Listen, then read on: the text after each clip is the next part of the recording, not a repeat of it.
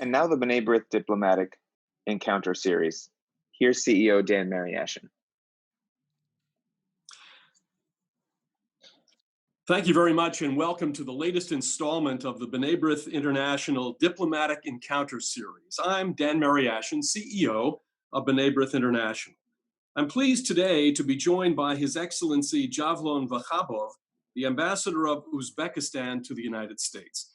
Now, normally, we have these programs for lunch. We have our meeting at the Lafayette Center in Washington, D.C., but we all know why we're meeting virtually today. So we want to thank the ambassador for joining us in this new format and temporary format until we get back to our usual routine. Now, I also want to welcome our audience who will be watching today as well. Uzbekistan plays a pivotal role in the regional affairs of Central Asia. Not only is it the region's most populous state, but it also borders on all of the other 4 Central Asian nations, as well as Afghanistan. It played a key role in the transcontinental system of the Great Silk Road, which passed through the prominent ancient city of Bukhara, part of present-day Uzbekistan, and a major post-exilic center for Jewish life and culture. Uzbekistan was historically a long-time center of the Jewish people. At its peak, the Jewish population numbered about 125,000. Today, the population is something like 2,000 Jews, but those who remain are living testimony to the vibrant Jewish history of Central Asia. B'nai B'rith has long recognized Uzbekistan for both its Jewish heritage and its geopolitical influence. In August of 1999, B'nai B'rith International organized a mission to Uzbekistan, led by then-President Richard Heidemann. The delegation visited the cities of Tashkent, Samarkand, and Bukhara, where the more than 2,000-year-old Jewish community once thrived. In modern politics, Uzbekistan pursues a proactive and independent foreign policy, as exemplified by its relationships with both its neighbors and the great powers. And given the strategic value of Uzbekistan and its role as a regional player in its own right, the future course of the country's policies is of great importance to the security of Eurasia and the global fight against terror. I'm pleased now to introduce His Excellency Javlon Vakhabov, who served as Ambassador of Uzbekistan to the United States since October 2017. Prior to his tenure in Washington, he held a number of important positions in the Uzbek government, including First Deputy Minister of Foreign Affairs, Director of the Institute of Strategic and Inter-Regional Studies, and as Deputy Secretary of the National Security Council. We're fortunate to host him here today. Now, following the ambassador's opening remarks, he and I will engage in a conversation about some of the current issues that are high on his and on our agenda. Mr. Ambassador, the floor is yours. So, dear Dan, distinguished participants of today's webinar, ladies and gentlemen, it's my distinct honor and great pleasure to speak to you today. Another opportunity to represent my country. As it was mentioned,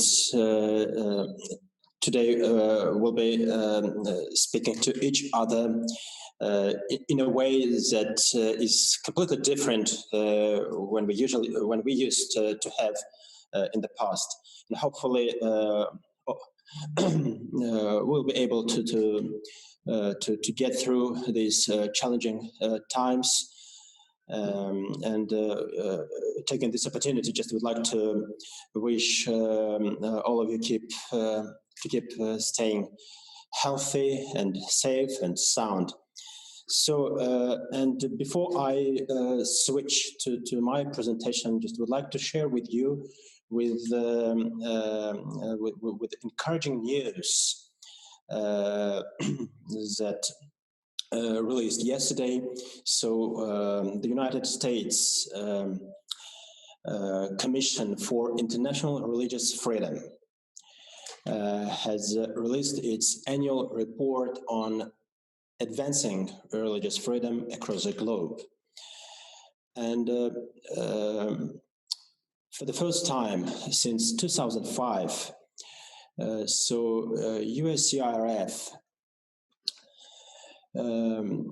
has mentioned Uzbekistan as a country that made significant progress in 2019 towards ensuring greater religious freedom in my country.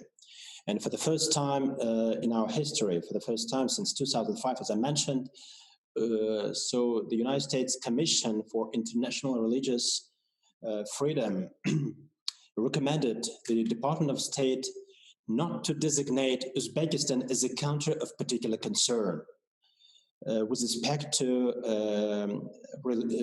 to ensuring religious freedom. And indeed, in 2018, in December of 2018, my country has been removed from the Department of State's list, so-called list, CPC list, the countries of particular concern, and placed at the watch list of the Department of State. And hopefully by the end of this year, the Department of State will remove my country entirely from that list. And why I'm telling about this news, because you know Uzbekistan, as it was mentioned, being the most populous nation in the region of Central Asia, where you may find the representatives of almost 20 religious denominations. The country where, so actually there hasn't been a time in the history of Uzbekistan when disputes, riots, clashes based on religious grounds took place. So indeed, that was the recognition of the progress that we've started making since 2016, when the new president came to power in Uzbekistan, when the current administration started implementing drastic reforms and change organized around solid commitment to providing good governance, ensuring human rights, liberalizing the entire national economy. So focusing mostly on social policy, I mean healthcare and education, and of course conducting good neighborliness policy in the region of Central Asia, and of course constructive foreign policy with our key partners. So, and when people are talking about Uzbek-Jewish relations, many remember recent times of last 100 years, mostly. And of course, Bukharian Jews, who are widely spread across the globe nowadays. However, historical documentations prove that Jews have been an integral part of our community long before that. And just one fact that I wanted to share with you, and I believe you should know about that. Historians mentioned Jews residing in modern Uzbekistan 500 years before Christ, meaning that since the first cities established in the region of Central Asia. So now let me turn to my presentation, please, the first slide.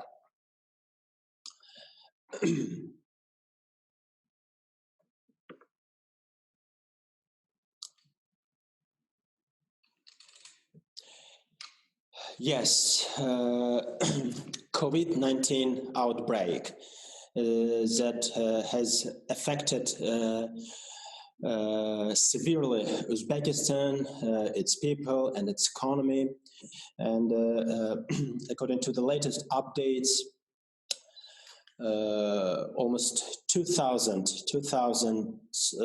have been infected by coronavirus, and 8 fatalities reported, and more than 200,000 people have been quarantined. Most of them are the people who have been arriving abroad and returned to Uzbekistan during last month. So, and here I would like also to note that since the first case of coronavirus confirmed in Uzbekistan in early March, so the government has taken decision to lock down the entire country. So currently,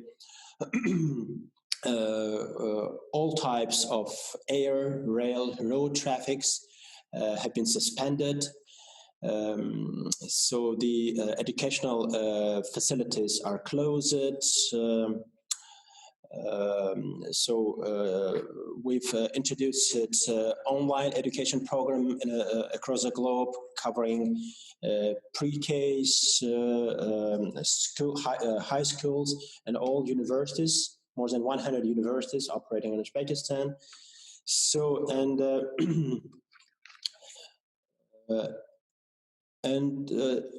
in other news, by the way, another decision that has been taken by the president of Uzbekistan today is about reopening our economy. Since we've started eyewitnessing the decrease of the number of people who have been infected. From, as I mentioned, from 2,000 to almost half of that number, and we've achieved the apex. So, and in this regard, so the president has allowed the people to move across the country. Across the country using their personal cars, but the time frame is limited, so they are allowed to drive at 7 to 10 a.m. in the morning, just to get their offices, just to get the healthcare facilities, just to get groceries and etc. And 5 to 10 p.m. in the evening. So by this means we are gradually switching the life in Uzbekistan to its normal way. So beside that, manufacturing facilities are also allowed to resume their activities across the country. Moreover, so the government also allowed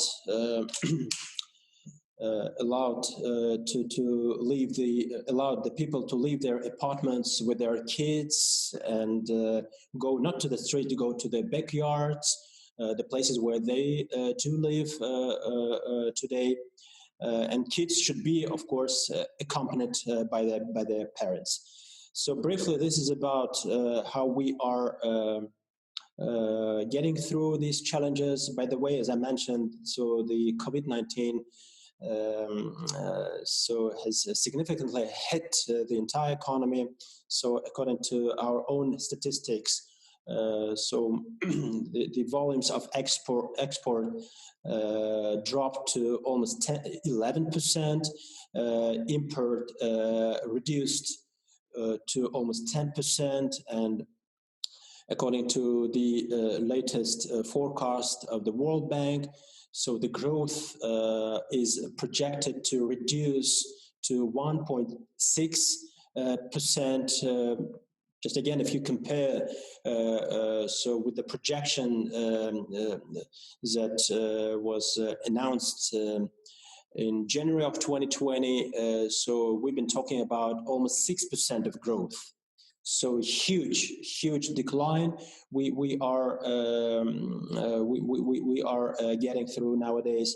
So and in this regard, so but nevertheless, so the current administration puts the people's health over the priorities and interests of our economy. But at the same time, again, based on the recommendations of WHO and local healthcare officials. So the government today, as I mentioned, adopted the decree allowing easing the quarantine regime across the country. Please, the next slide. Yes, as I mentioned, so this slide shows the decline of new cases of coronavirus in Uzbekistan. So, as I mentioned, so first cases confirmed in the mid of March, and now, so we are witnessing the sharp decline among those cases. So next slide, please. So here I would like to stress on Uzbek-American relations. So the United States was among the first having recognized Uzbekistan's independence and sovereignty in 1991.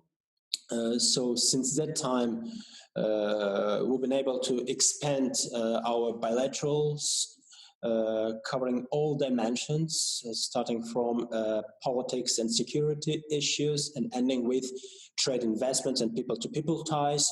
So in 2002, we've established a strategic partnership with the United States of America right after 9/11 events took place here in America, and Uzbekistan was among the first having provided its facilities for the United States troops against the war against in the war against terrorism in neighboring Afghanistan. So we've allowed the United States government to deploy its air base that has been functioning for more than 10 years. And since that time, so we've been enjoying having a very close partnership with the United States government. And in 2018, when the new president of Uzbekistan paid an official visit to America, by the way, he was invited by the head of the current administration of America. We've switched our partnership to so-called new era of strategic partnership between Uzbekistan and the United States of America. It means that, as it was mentioned in the joint statement of both leaders, the US government praises those reforms and changes, as I mentioned, taking place in Uzbekistan, more openness that we are introducing across the country, and of course, our so-called neighbors first policy that President Mirziyoyev started implementing right after he took his office in December of 2016. Besides that, the United States government is very much thankful to Uzbekistan's engagements in neighboring Afghanistan. So we are contributing a lot, helping the Afghan government with the revival of its economy. We are building railroads in Afghanistan. We're supplying electricity to the city of Kabul that is entirely supplied by the electricity coming from Uzbekistan. So we are helping the Afghan people to have a direct access to educational facilities that we do have in Uzbekistan, and etc. And moreover, the Uzbek government remains very much committed to bringing long-term peace and stability in Afghanistan. By the way, Uzbekistan was among those 50 countries that were invited to Qatar to sign a peace deal with the movement of Taliban. Again, it was the recognition of Uzbekistan's government tireless efforts to bring peace and stability to neighboring Afghanistan. So, and actually, just summarizing the policy, our regional policy, I should know that there hasn't been a time in the modern history of the region when all nations of Central Asia were so much supported, were so much involved, were so much engaged. And actually, we've been able to overcome all barriers and solved all our disputes with respect to water resources management, with respect to border issues, with respect to crossing the territories by the people of neighboring countries. And just a few facts. So over the last 3.5 years, we've been able to introduce non-visa regime to the citizens of Tajikistan. So the Afghanistani airways are allowed to fly to Uzbekistan and vice versa. And actually, Uzbekistan remains the only country in the region where the Afghanistani airways operating its flights. So please, next slide. So February 3rd of 2020. So Tashkent, the capital of Uzbekistan,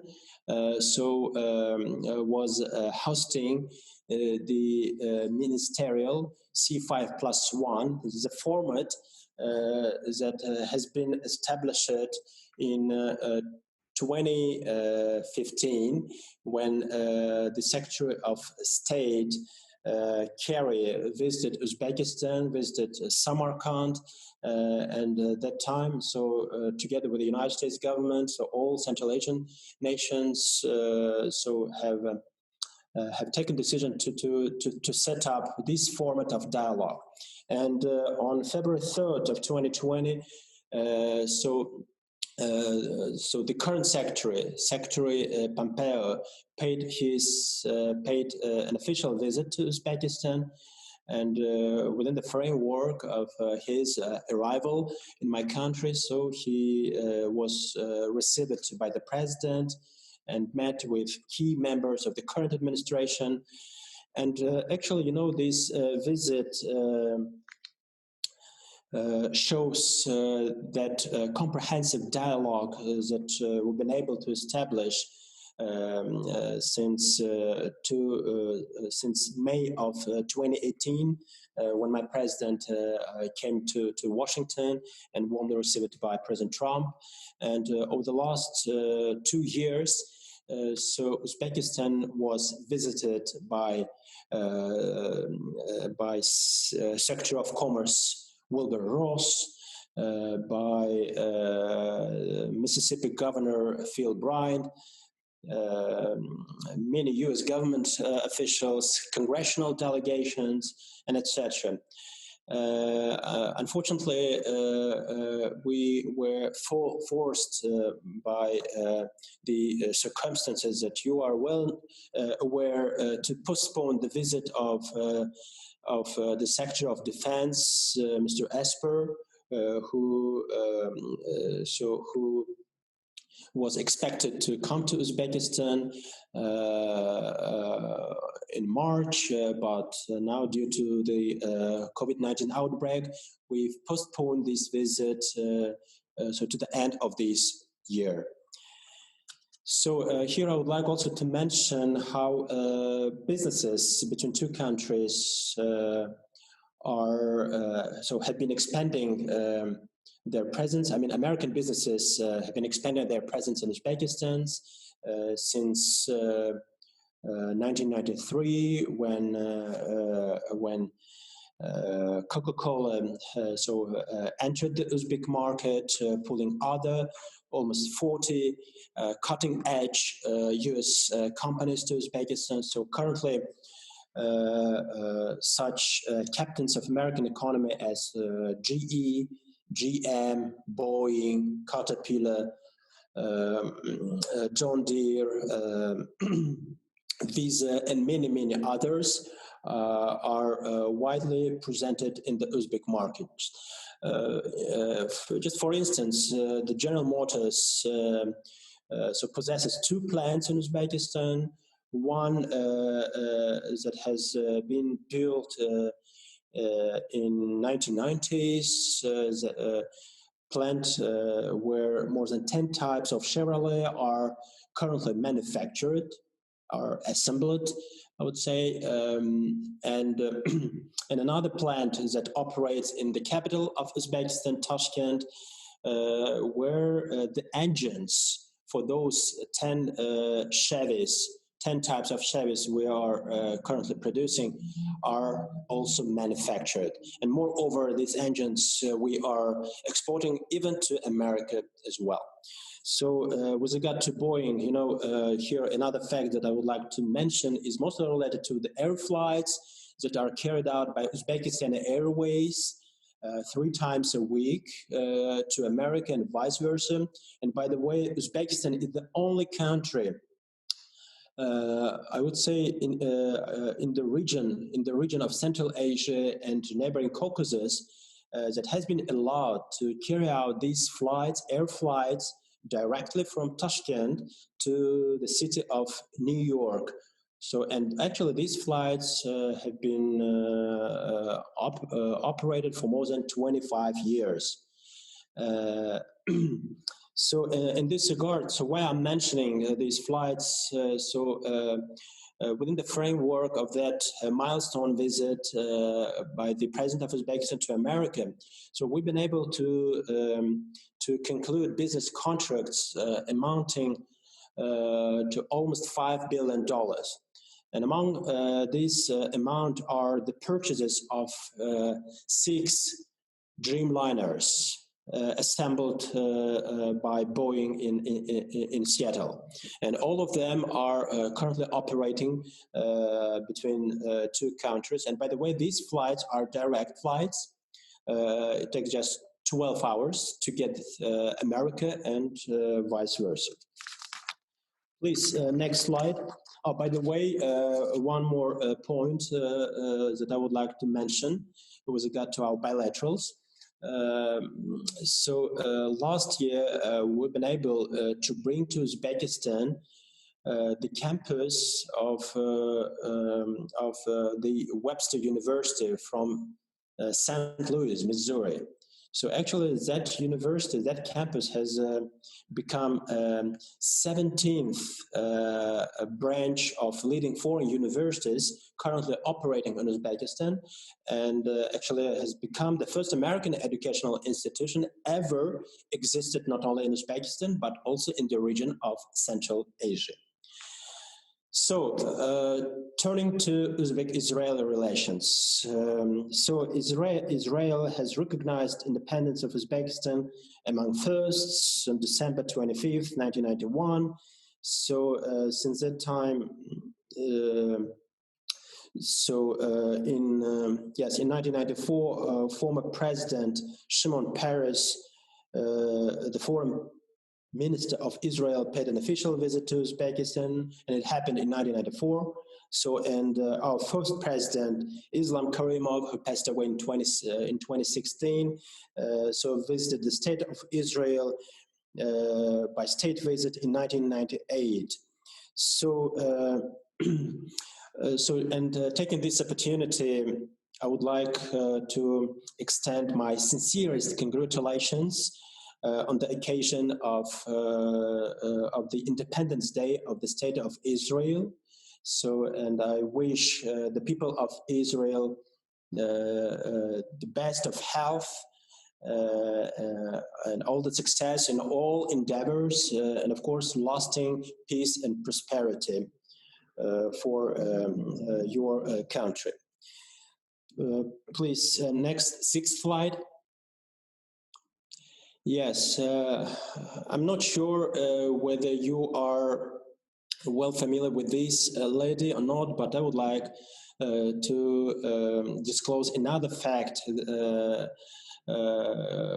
regarding Uzbekistan-Israel relations. So this lady, Carmela Shamir, Israeli ambassador to Uzbekistan, actually was the first female diplomat to head an Israeli delegation in a Muslim country. So with regard to businesses between Israel and Uzbekistan, so nowadays almost 40 private enterprises are operating in my country. So the volumes of bilateral trade turnover remains low, about $50 million, but we see a lot of untapped opportunities that both countries could benefit from. And in this regard, so we are mostly focusing on most advanced technologies in the ag, in the construction, in healthcare that our Israeli partners could share with us. And in this regard, also, I would like to mention that last year, so the government of Uzbekistan has introduced non-visa regime to all citizens of Israel. For Israel for 30 days. So all Israelis are free to travel to Uzbekistan without any visa requirements. And actually, Israel has is among those almost 90 countries. We have introduced a non-visa regime, again based on the fact that by this means we will be able to increase the number of foreign tourists visiting Uzbekistan, traveling to those centuries old and UNESCO heritage listed cities that Dan mentioned in his opening remarks. And just a few figures. So last year, so we've more than 7 million foreigners visited Uzbekistan. Actually, this number, we've been able to triple this number in comparison to 2016, when we've been hosting almost about 3 million foreigners. So please, next slide. So Jewish community in Uzbekistan. So as I said in the beginning, Jewish community has always been an integral part of Uzbekistan. So Uzbek Jews have two distinct communities. So Bukharian Jewish community and Ashkenazi community. So in this regard, so these please seventh slide, yes.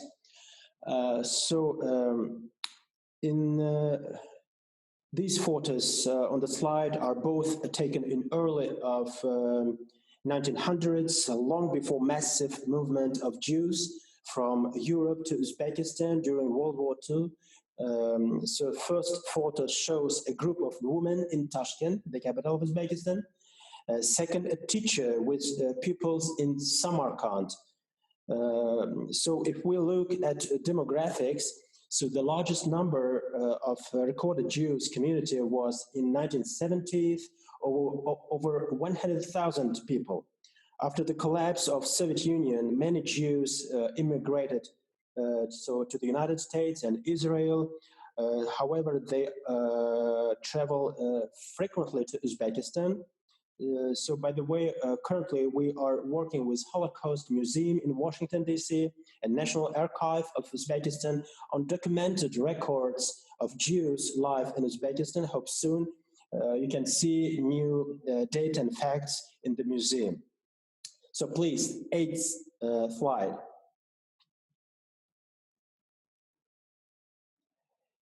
Bukharian Jews, according to some ancient texts, there were Israelis that began traveling to Central Asia to work as traders during the reign of King David of Jerusalem as far back as 10th century BC.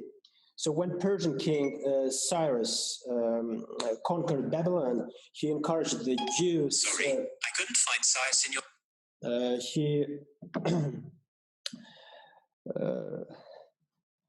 So Cyrus is helping me.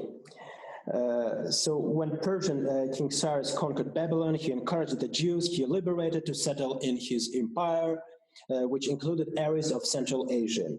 So in the Middle Ages, the largest Jewish settlement in Central Asia was in the Emirate of Bukhara. So around 1620, the first synagogue was constructed in this city. So an interesting fact, by the way, before the construction of this synagogue ended, Jews had shared the place in the mosque with Muslims in Bukhara. This mosque was called Magoki Atoron. Some say that Jews and Muslims worshipped alongside each other in the same place at the same time.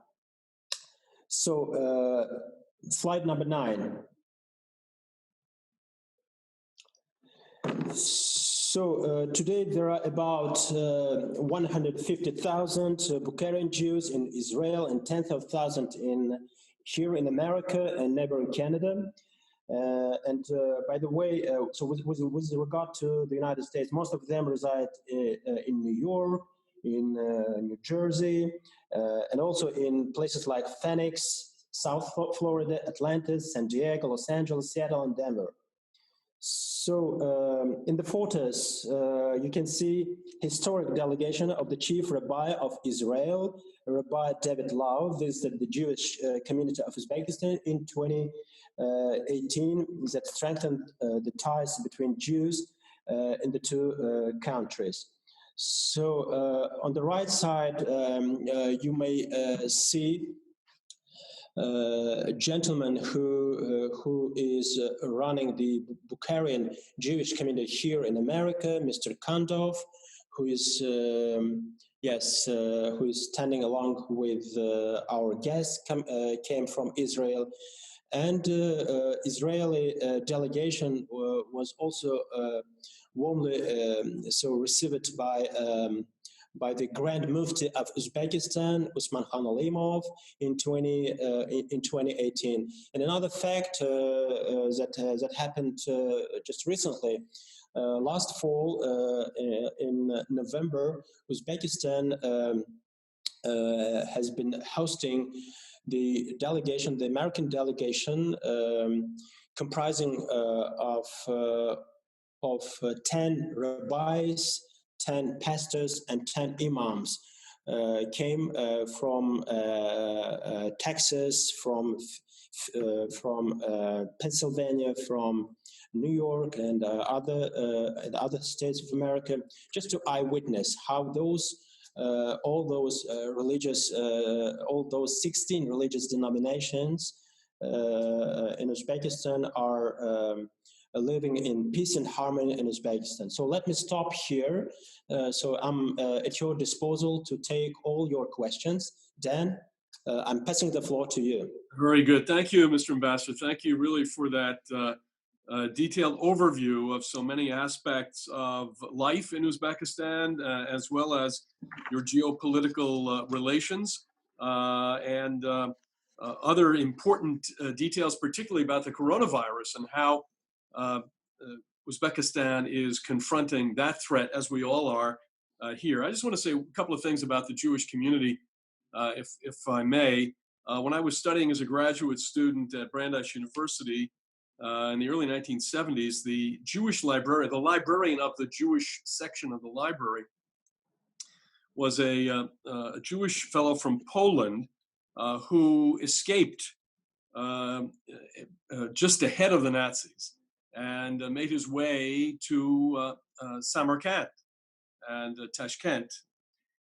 He spent the war years, or the remaining years of the war, in Uzbekistan, Then it was the Soviet Union.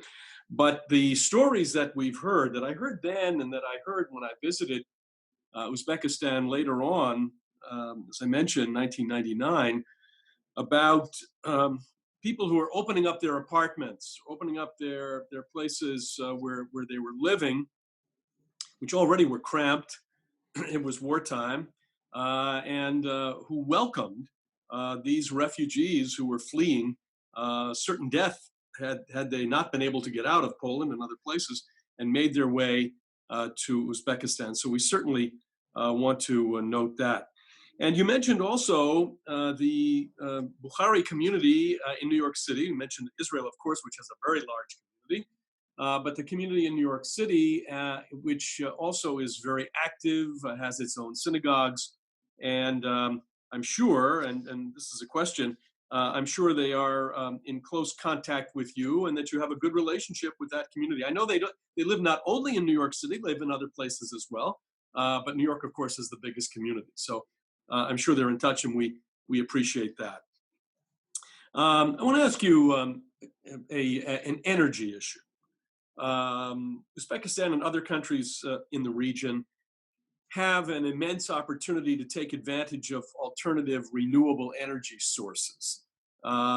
With the growing number of energy ministries announcing their slow integration of this particular type of sustainable energy, what do you see as Uzbekistan poised to do? Is there room for cooperation, for example, with countries like Israel, who are pioneering in this technology?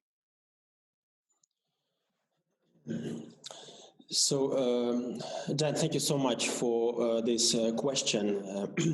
Before I start disclosing the details, just I would like to let the audience know that Uzbekistan is in the top 10 countries, top 10 gas producing countries. Currently, the key industries, and actually the entire country is supplied by natural gas, and the share of this supply is about 80%. So, and beside that, we are supplying the natural gas to neighboring countries, in particular to China, even to Russia. But at the same time, so the current administration is mostly focused on processing natural gas rather supplying it as a raw material. So by this means, so we would like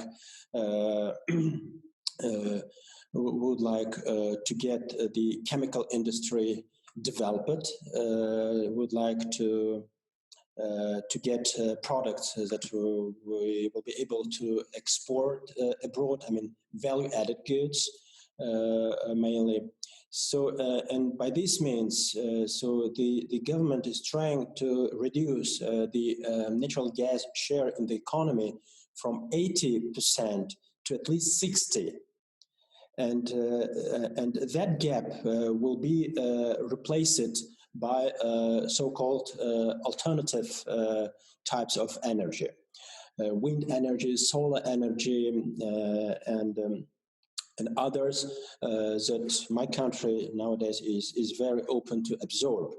And in this regard, so IFC, International Financial Corporation, is very much supportive to these endeavors. So last year, again, with the help of IFC, we've arranged bids, tenders, that were almost 40 cutting-edge private companies coming from abroad participated, and as a result of that tender, so the first ever deal has been concluded between the Uzbek government and the winner of that tender, a company coming from UAE. On one hand, on building solar plant in Uzbekistan with a capacity of almost 100 megawatt. So, and the significant part, remarkable part of that story is that, again, the tenders actually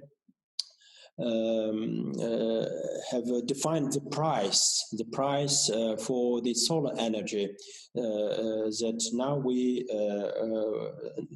that the people now will be able to pay for these companies. And I'm talking about 2.6 cents.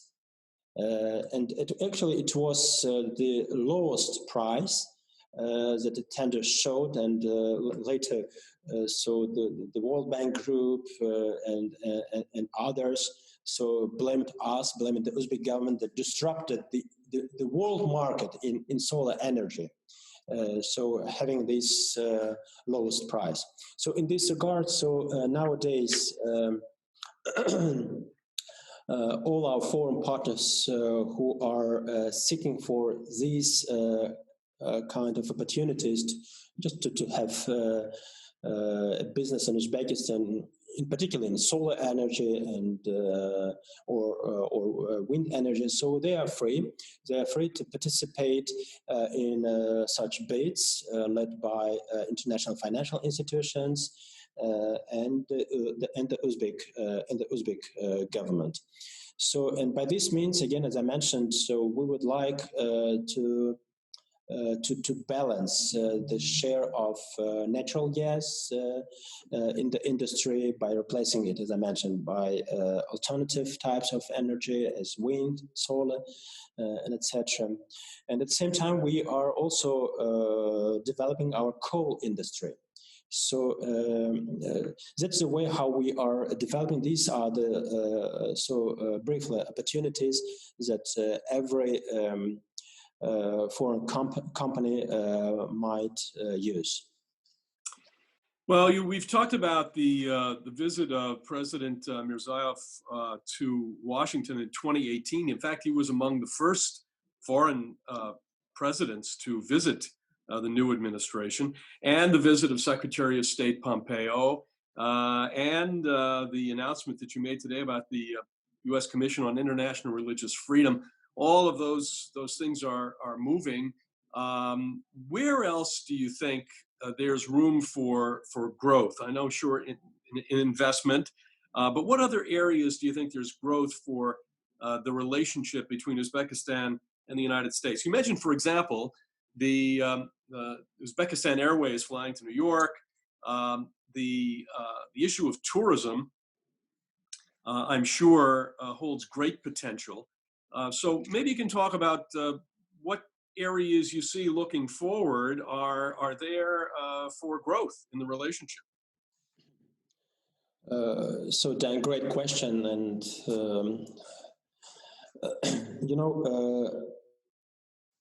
just if you look at figures that we've been able to achieve over the last 3.5 years. So with regard to the volumes of bilateral trade turnover, we actually tripled this number from 150 millions to almost $600 million. So, and this amount is mostly about supplies, those advanced technologies, machineries, aircrafts, and others that we are supplying from America. And of course, these equipments, in particular turbines manufactured by GE, that are very much needed by thermal power stations operating in Uzbekistan. So, so that's a way how we are encouraging American businesses in Uzbekistan. Not just to purchase all of them, we would like to modernize, to modify the entire industry, bringing these advanced technologies, replacing outdated Soviet technologies and equipments with those equipments mostly manufactured in Western countries. But at the same time, we would like to have two-way direction relations. We would like to discover the United States market for our, Uzbekistani textile producers.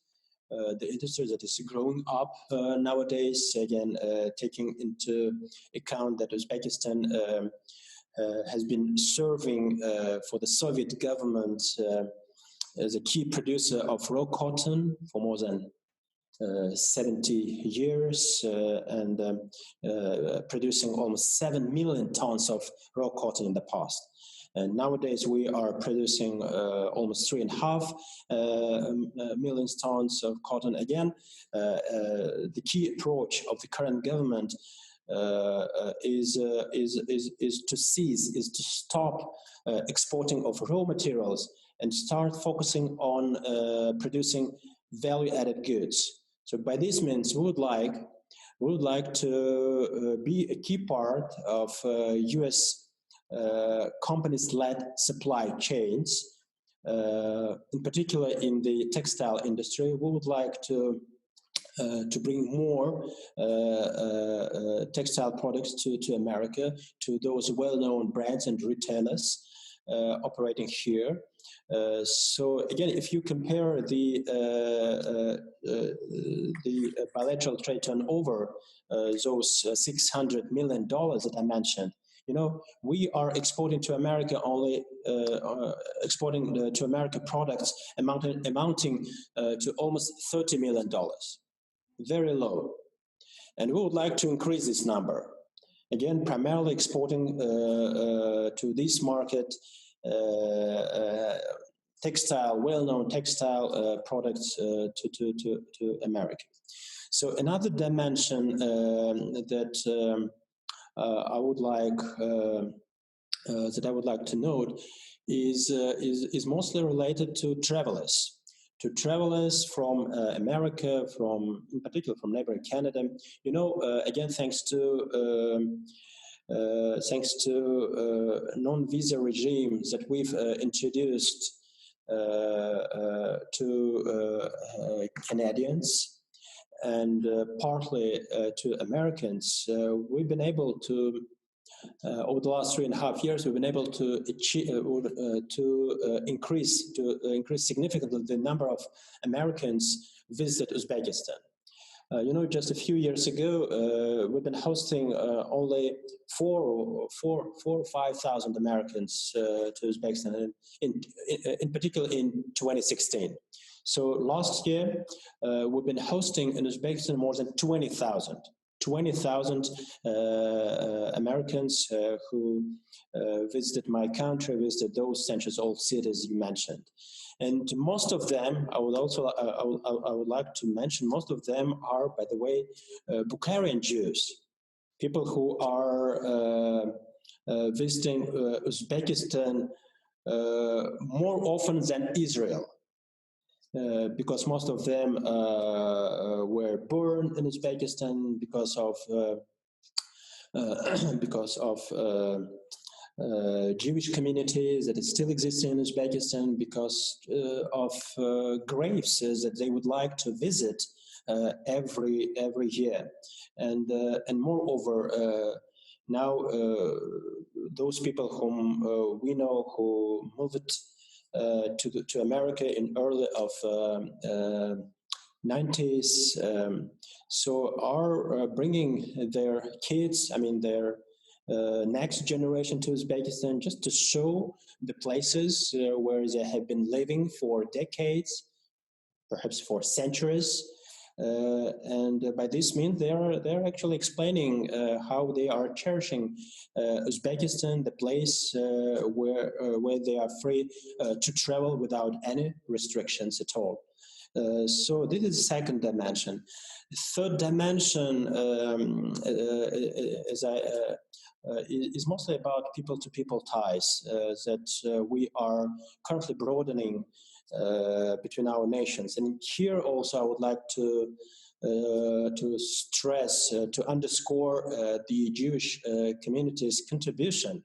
So, nowadays, as you have pointed out, so the Bukharian Jewish community residing here in America is very much supportive to the embassy's endeavors, to the government's tasks with regard to our relations with the Capitol Hill in particular, with regard to the current administration. So they are always, they remain always responsive to all our requests. In particular,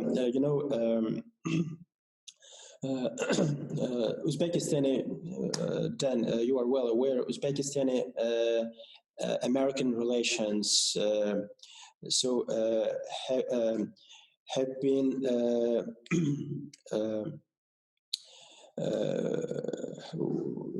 we're going through ups and downs in 2000s. And during those toughest of times, so the Bukharian Jewish community has supported the Uzbek government very much, so reaching out to the administration, to the Congress, to the Department of State, and etc., telling them that Uzbekistan actually deserves to resume its partnership with America. And again, thanks to that tremendous support by the Bukharian Jewish community that I witnessed in the past, so we've been able to rebuild our relations with America, and since that time now, as you are witnessing, so we are expanding our relations. So American businesses are very much welcomed in my country, and beside that, so those dozens of high-level U.S. government officials visit to Uzbekistan actually proves this understanding how our relationship should be developed nowadays. Well, I want to just have time for one more question, but I just want to mention one other thing about the Bukharian community, because it is really a unique community with its own customs, its own cuisine, its own dress, as you saw in the slides, and we've heard at various points over the years about the possibility of a museum of Jewish history in Bukhara, which really would attract, I'm sure, a great deal of interest, not only of Bukharian Jews, but I think of Jewish tourists generally. So we hope that that's in the works somehow. I have one other question before we leave, Mr. Ambassador. Started out in my introduction pointing out that Uzbekistan sat astride the famous Silk Road, the famous trade route, the famous cultural route. And the one thing that is immutable, it's Mark Twain used to say, the only thing that's positive in life, or that is continual in life, or that you can count on in life, are death and taxes. They are immutable. But geography also is immutable. It stays there. And just as you were centuries ago, sitting astride this great trade route, today you're really at a very important geopolitical point on the map. And so, just in the few minutes that we have left, how would you describe, how would you cast the role of Uzbekistan sitting in this very important territory today in the early part of the 21st century?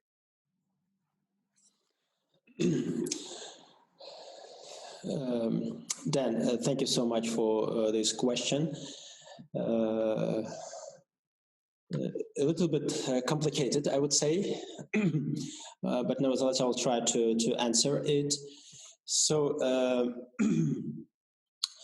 As I mentioned, over the last 3.5 years, we've entirely rebuilt our relations with our neighbors, our key, vitally important partners.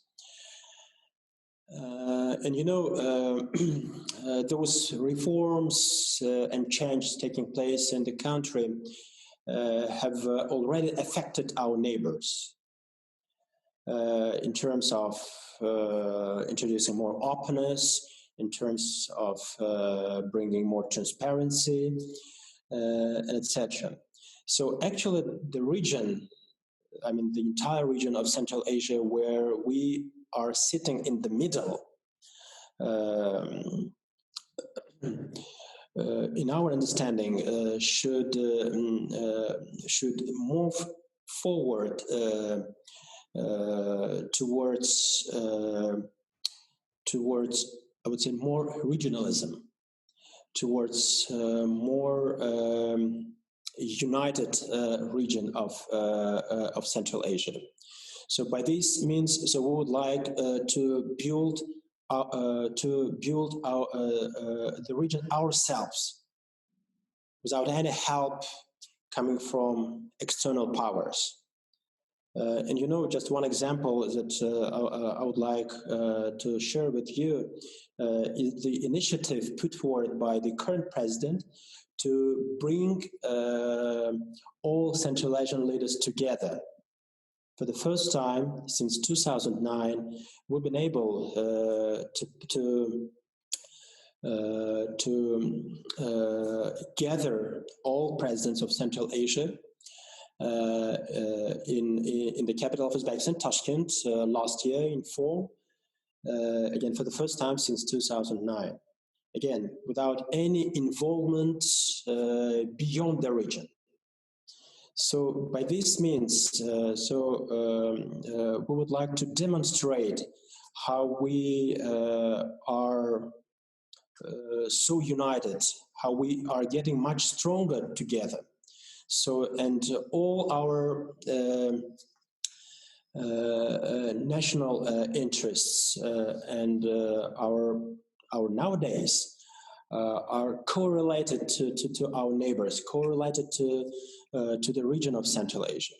So, and in my understanding, by this means we'll be able, hopefully in the nearest future, to build the region that will be somehow close to the integrity, to several types of integrity widely spread across the globe, in Europe, in America, in South Asia, and etc.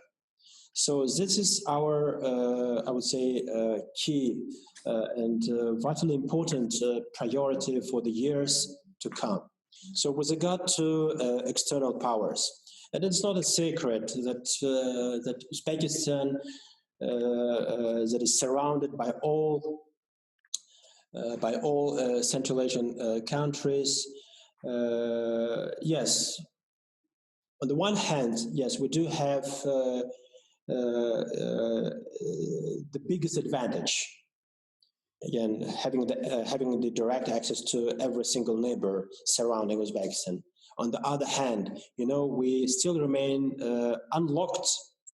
So by this means, we would like, by uniting the nations of the region of Central Asia, we would like to unlock not only Uzbekistan, but to unlock the entire region, to reach out to the nearest seaports, helping local entrepreneurs to deliver their commodities that are, by the way, costly nowadays due to the transportation roads that are limited.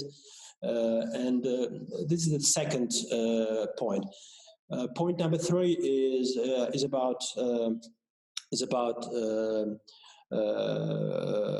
great powers. I'm talking about Russia. I'm talking about China. And of course, I'm talking about the European Union and America, and we would like to construct reliable and predictable and very constructive relations with every single of these nations that I mentioned above. Nowadays, China has already replaced Russia being number one trade partner of Uzbekistan with almost $7 billion of bilateral trade turnover. So Russia comes second with its more than $6 billion a year. And actually, the European Union is in the top 5 of our trade partners. America is in the top 10 with those $600 million, as I mentioned above. So, but at the same time, we would like to position ourselves as an independent and sovereign country. And in this regard, so we are very much thankful to the United States government for its endurable support of our independence, of our sovereignty, of our territorial integrity, that is vitally important for the young nation that is Uzbekistan. That is a way how we see ourselves in the region. That is a way how we should develop our dialogue and cooperation with external powers. Again, based on the best interests of our people. And so generally, it's about modern Uzbekistan. And taking this opportunity, I would like to invite the participants of today's event to visit my country once the COVID-19 slows down or disappear. It doesn't matter. So Uzbekistan, then, as you are well aware, remains very, very much hospitable to all its guests. And before I close my remarks, I just would like to quote the words a well-known Jew here in America, the president of Bukharian Jewish community, Abraham Iskakov, whom you should know, Dan, who said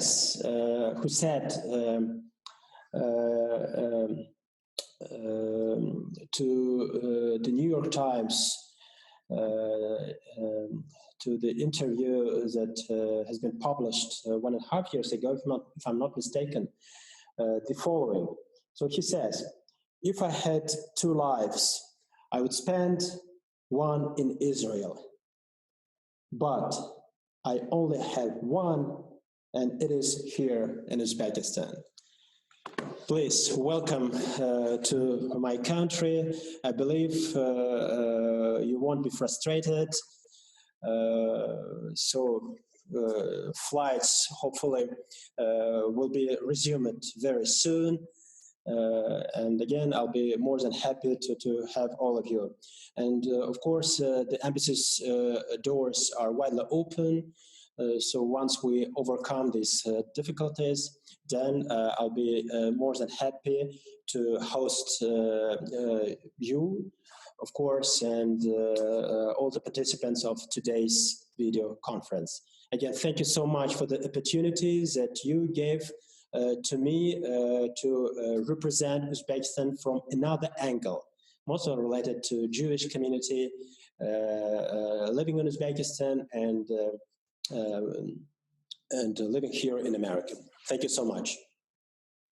Well, thank you very much, Mr. Ambassador. Thank you. And thank you for inviting us into your embassy, because I know you're speaking from the embassy today. And we thank you very much for joining us and for being our guest on today's Diplomatic Encounter Series, Uzbekistan on the International Stage. Thank you for the really the tour d'horizon of your country and the issues that are high on your agenda. I want to thank also our audience for joining us today. Please go to our website, which is www.b'nai b'rith.org, to learn all about our webinars, our podcasts, You can like us on Facebook. You can follow us on Twitter. And we certainly appreciate your joining us today. So for my guest, the ambassador of Uzbekistan, Javlon Vakhabov, thank you very much for joining us today with B'nai B'rith International's Diplomatic Encounter Series.